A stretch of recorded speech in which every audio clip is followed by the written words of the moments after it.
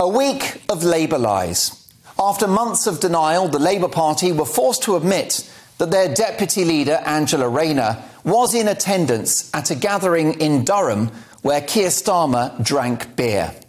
And after months of haranguing the Prime Minister about Partygate, which was disgraceful hypocrisy from Number 10, how is Sir Beer Starmer, as I like to refer to him now, in a position to comment following the release of this footage?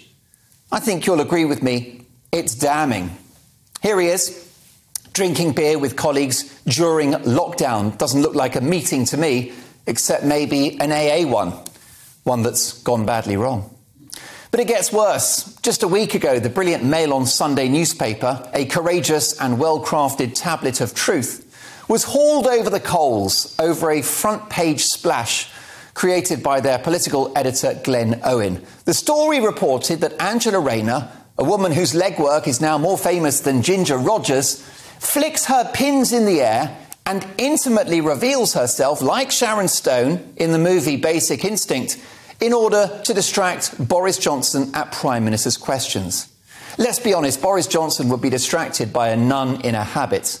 Father, forgive me. But after this story broke, all hell broke loose. There were calls for the journalist Glenn Owen to lose his parliamentary pass, which would effectively have ended his journalistic career. Talk about shoot the messenger. The poor old Prime Minister Boris Johnson got entangled in this and had to step in and denounce this misogynistic language about Rayner. This story played into the narrative that Parliament, and in particular Tory MPs, are riven with misogyny, which is why much of the press hoovered up this story with glee. Don't let the truth get in the way of a good story. Even the Mail on Sunday's editor appeared to be in hot water after being summoned to the House of Commons by the Speaker himself, Lindsay Hoyle. Now, Hoyle is a man I admire, and he's widely liked and respected among MPs. He was a welcome replacement to the Brexit-hating bully John Bercow, a man who thinks he's a great poet and orator, but is more Oscar Pistorius than Oscar Wilde. But on this occasion, Speaker Hoyle was wrong to demand a meeting. First of all, no independent journalistic outfit should be slavishly answerable to the House of Commons Speaker. I think you'll find our free press is a separate department from our legislature. And I don't want our hard-working hacks second-guessing whether their journalism will please the parliamentary authorities. In fact, the more it displeases them, the better. Well done to the Mail on Sunday for declining the invitation. Now, Keir Starmer is no doubt a nice man, fairly decent and clearly smart, but in my view, his political judgment is poor. He always seems to be on the wrong side of the argument and always backs the wrong horse. I'm not talking about Angela Rayner, by the way. Calm down. Starmer campaigned for Jeremy Corbyn, Vladimir Putin's bosom buddy, to be Prime Minister. He tried to overturn Brexit by pushing for a second referendum, and he backed the appalling lockdowns and wanted more, for which we're now paying the price via rampant inflation, a mountain of debt, a broken NHS, and the appalling cost of living crisis. I don't think Labour can win with this guy in charge, and I want a strong Labour Party with a great leader, someone far more gifted and charismatic than Starmer.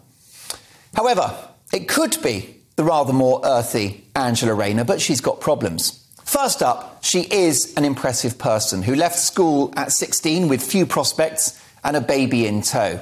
Despite those huge challenges, including single motherhood, she has reached the upper echelons of British politics. She's a colourful and entertaining character who has outshone Starmer when looking after Prime Minister's questions, and she managed to get more jobs, not fewer, when Starmer tried to get rid of her during a reshuffle. Another example of Starmer's political club foot.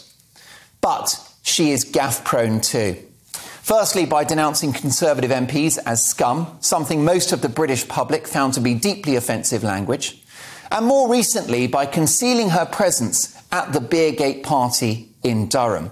Why was she so reluctant to admit that she was there? I hope it wasn't because saying she was would be an admission that they broke the rules. Surely not.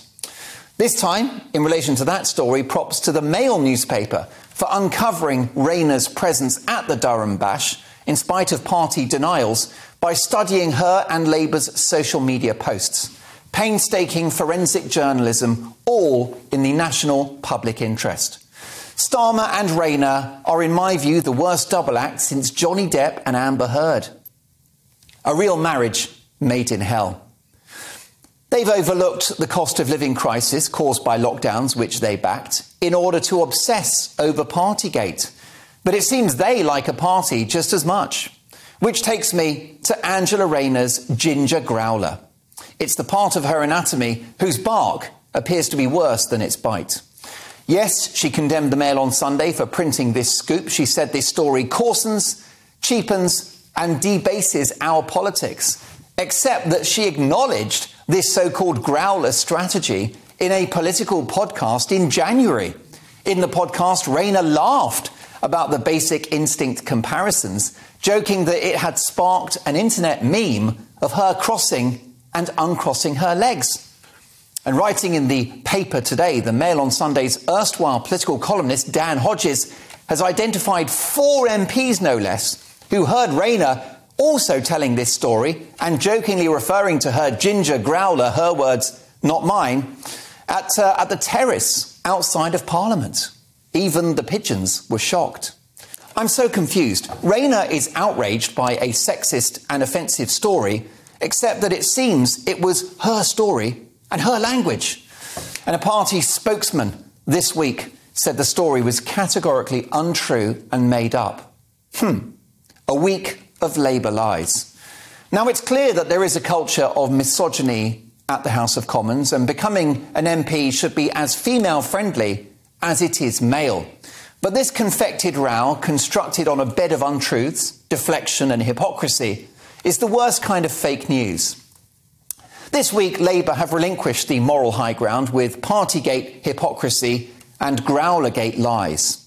I've questioned Boris Johnson's fitness for office, and I've given him pelters for 2 years as a result of damaging and, in my view, needless lockdowns. But do you really want these two in charge?